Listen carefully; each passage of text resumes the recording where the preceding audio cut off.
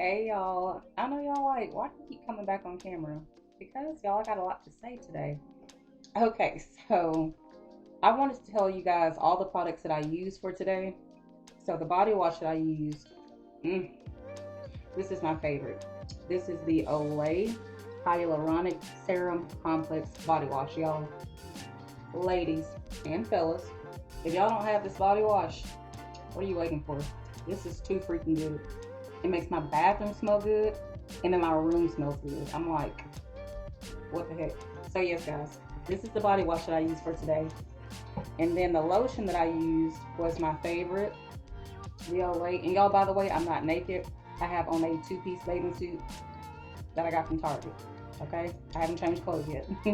And I put this bathing suit on for the purposes of the video to show you guys how I put my lotion on and my perfumes and how I spray my outfit for the day. Okay, so body wash that I used, lotion that I used.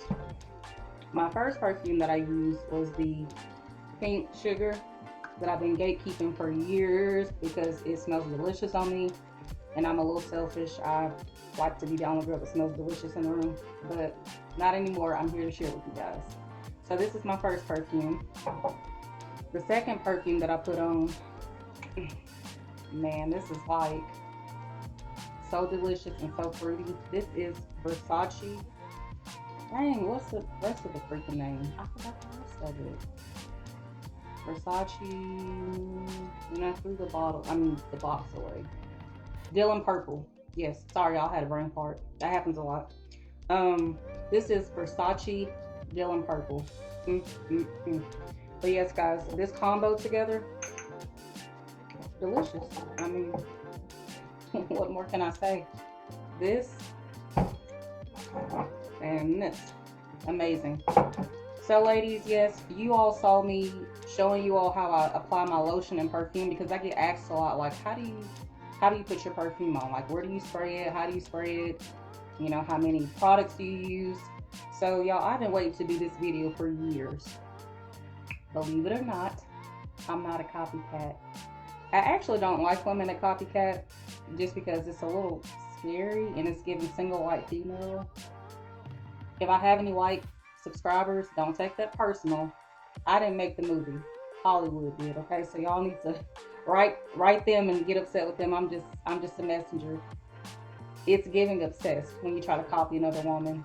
I've wanted to start my YouTube since, I want to say, like 2016, but I always had this fear of getting on the camera, or maybe when I move to a nicer home, I'll start filming, or when I start to sound more professional and articulate, when I learn how to edit. All these little stupid things that got in the way. But guys, I don't care. My videos are not edited. I don't have little cute things rolling across the screen. One thing I do want to learn though is how to put the background music in instead of like playing music in the background, if that makes any sense. But as far as like being like extra tedious and a perfectionist about it, no, because that's what stopped me from doing this in the first place. And now my message is to like motivate other content creators, like, hey, because they're like, oh, I don't have a ring light. I need a camera. I don't want to record on my phone. I'm like, are you okay? Like, get started today, now, don't wait. Because what if you never get the money? Or what if you don't get the money soon to be able to start? So then you want to wait when tax time rolls around, and that's next year. Like, no, I understand you want to have the proper equipment, but start with what you have. Use whatever you have, which most people do have a phone with a camera on it, and just get started. So another thing, ladies, chest care, because your chest, don't neglect it, okay? I feel like I got the prettiest chest. I don't know if I'm just like delusional or what, but like I feel like my chest is like really pretty, like the skin on my chest. I exfoliate like probably more than I should, and actually like I get Brazilian waxes, and my wax lady was like, you need to exfoliate more, and I'm like, more? I'm not gonna have any skin left.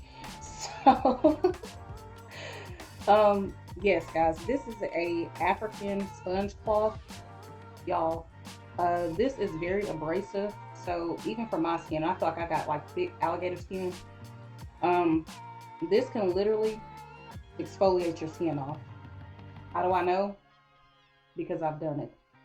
Of course, not intentionally. I was just trying to, I had an ingrown hair in my bikini area, so I was trying to like scrub it out, exfoliate it out, and y'all, I ended up like ripping my skin. Like my skin came off when I was exfoliating. So this right here is dangerous as heck. But also I will take accountability. I was being rough and vigorous with this because I was trying to get, I could see the hair, so I was trying to scrub it out. So that was a no-no. This by itself alone is already rough, so you don't need to apply a lot of pressure because it's going to do the work for you. But guys, I exfoliate my chest, I exfoliate my arms, my neck. I'm gonna have to go see an esthetician because it's not acting right for me. She's being rebellious. So I'll even, y'all, when I say I exfoliate everywhere, well, not behind my ears, but y'all get what I'm saying. I exfoliate my neck, chest. I see a lot of ladies like, and I understand, I get stretch marks too, but y'all, when you exfoliate your stretch marks a few times a week, you're actually like, you're softening and smoothing your stretch marks out. So if you're not exfoliating your stretch marks, that's why they're so prominent. Because I've had 2 kids and I feel like my stretch marks are not bad at all. And I got big during my pregnancy. I'm big now, which I don't care. I kind of like it because when I'm skinny, I look sick. And I don't have time to be looking like that. And people asking me, have I ate? Am I okay? So I actually like being big because people actually know that I've ate and I'm okay. So, but yeah, guys, I exfoliate everywhere. Your chest, ladies, start exfoliating your chest. I don't want to get graphic because I'm not here to do that, but I even exfoliate like on the top of my breast, like lightly, because a lot of women have stretch marks on their boobs and in their chest, and they don't exfoliate that part, and that's the problem. You got to exfoliate, y'all. Get your chest. I exfoliate under my arms. I exfoliate my arms, my legs. I exfoliate in between my thighs. I even get my kneecaps because a lot of women of color, or sorry, I didn't mean to say that, y'all. I need to reprogram myself. A lot of us, you know, women, minority women, we get dark spots. So like your kneecaps might be a little bit darker, but y'all exfoliate. Now your knees are not going to be like bright, light bright how you want them to be, unless you use like a bleaching agent, which I'm not doing none of that. All you gotta do is exfoliate, and it's gonna lighten it up just a little bit to blend with your natural skin tone. So yes, exfoliate. I exfoliate my kneecaps. I exfoliate my legs, the back of my legs, the back of my knees, because a lot of women get stretch marks like behind their knees, like in that crease. And I mean, y'all, I exfoliate everywhere. I even exfoliate my buttocks. Like, yes, exfoliate your butt, not on the inside, not the crack, because you will rub yourself raw and then you're gonna hate yourself. But you can exfoliate your booty cheeks. Yes, to smooth out those stretch marks. If this is too abrasive for you and too rough, which for most people it will be, get you some exfoliating gloves. These are not too bad. They're still abrasive, but it's like a safer, milder form of abrasion. So these work just as good. It's just the milder version. What else? Yes, I mentioned the native deodorant, ladies. Don't spray your crotch. I'm pretty sure I've already said that, but I have to keep saying it because people have a lot of influence and people will listen to people and then they're going to mess themselves up down there. Like, I don't spray anything down there. I wouldn't even spray feminine hygiene products that are meant to be down there because really and truly, why do you need to spray down there? You shouldn't have to spray anything down there. Drink plenty of water, eat a good diet, fruits, vegetables, and whatever else in between, and then put you some kind of whole body deodorant in between the crease of your thighs or your bikini area. You should be good. And if you're still having bad odors after that, you need to go see your doctor. I'm going to say it again. If you're still having bad odors down there, it's not just like a normal musky scent, go see your doctor, okay? Because you're going to need some antibiotics for that. Yes, I would like to touch on people trying to humble you. Beware. Sorry, guys. My ring camera is my neighbors. Beware of people trying to humble you. Because that's dangerous and that's scary. Because what you have to ask yourself when people are trying to humble you or say, oh, you need to be humble, or you know, be careful because something might happen to humble you. While all that is true, why does a person feel the need to go out of their way when they could be saying anything else to you positive that All the things they can say to you is that you need to be humbled. And then you need to ask yourself, what lengths is that person willing to go through to humble you? Because people be real crazy, and they don't just be trying to humble you by talking mess. They be trying to humble you by causing physical harm to you, or trying to, I guess the new word is unalive, because you can't say the other word on YouTube. Be careful about that, y'all, because look at the news. These people going on trips with their friends and then not coming back. Yeah, jealousy. And I feel like jealousy and trying to humble a person goes hand in hand. Oh yeah, there's a big correlation with trying to humble somebody and jealousy. Like I said, because I'm your biggest cheerleader. If you know me, you know me. Oh, Brisha not a hater.